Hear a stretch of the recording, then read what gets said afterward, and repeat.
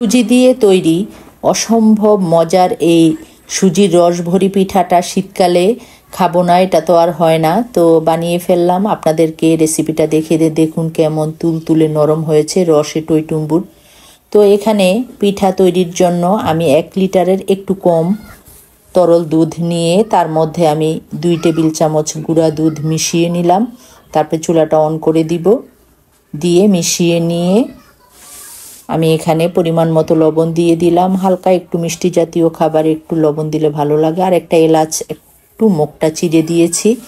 তো বলক তুলে নিব, বলক তুলে আর কমাবো না দুধটাকে। তারপর রস যেহেতু খেয়ে ফেলবে পিঠা, এখানে আপনারা চাইলে চিনি দিয়ে করতে পারেন। আমি খেজুরের গুড় দিয়ে, যেহেতু শীতকাল, খেজুরের গুড় দিয়ে পিঠাটা তৈরি করব রসটা।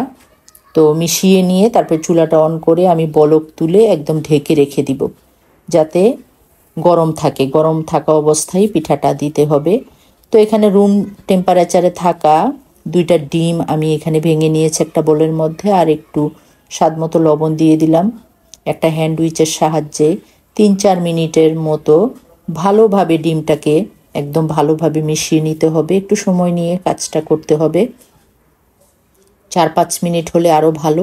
তারপরে এখানে 1 কাপ সুজি নিয়েছি, নিয়ে তারপরে একটু একটু করে, দেখুন আমি কিভাবে করছি, একটু একটু করে মেশাতে হবে। আপনি যদি বেশি একবারে দিয়ে দেন তাহলে হবে না। এটা দিব আর দিচ্ছি আর নেড়ে নিচ্ছি, দিচ্ছি আর নেড়ে নিচ্ছি। এভাবে করে আমি 1 কাপ সুজি এখানে মিশিয়ে নিব 2টা ডিম দিয়ে। ডিমের সাইজ বড় ছিল, সেজন্য 1 কাপ সুজিতে হয়ে গেছে। দেখুন ব্যাটারটা কেমন হয়েছে, কনসিস্টেন্সিটা এরকম থাকবে, একদম দেখিয়ে দিচ্ছি আমি। দিয়ে সাথে সাথে আমি চুলায় চলে যাব। তো চুলায় একটা কড়াই বসিয়ে দিয়ে পরিমাণ মতো তেল দিয়ে, তেলটা যখন হালকা গরম হবে তখনই পিঠাগুলি দিয়ে দিব। আর গোলে চামচটা দিয়ে একই শেপে যাতে হয়, এই জন্য আমি গোল একটা চামচ নিয়েছি। তো তেলটা একটু মিডিয়াম গরম হলেই আমি পিঠাগুলি দিয়ে দিচ্ছি, ব্যাটারটা একটু একটু করে দিয়ে দিচ্ছি। দেওয়ার সাথে সাথে দেখুন কিভাবে উপরের দিকে ফুলে উঠে যাচ্ছে, তার মানে পিঠাটা একদম পারফেক্ট হয়েছে, ব্যাটারটা পারফেক্ট হয়েছে।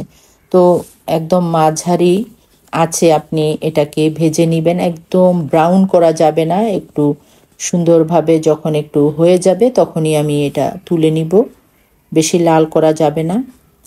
সাথে সাথে আমি তুলে দিয়ে দিব সেই দুধ যে জাল করেছি, দুধে দিয়ে দিব সবগুলি পিঠা। আমি এভাবে করে দিয়ে তারপরে 3-4 ঘন্টা আমি রেখে দিব ঢেকে গরম দুধের মধ্যে দিয়ে।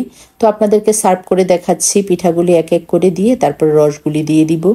অসম্ভব মজার, শীতকালে আপনারা অবশ্যই এটা ট্রাই করবেন, বাসায় বানিয়ে খাবেন।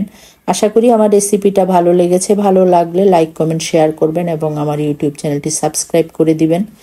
এই শীতে আপনারা অবশ্যই এই পিঠাটা বাসায় ট্রাই করবেন, ইনশাল্লাহ নিরাশ হবেন না। সবাই ভালো থাকবেন, সুস্থ থাকবেন, আমার জন্য দোয়া করবেন। আল্লাহ হাফেজ।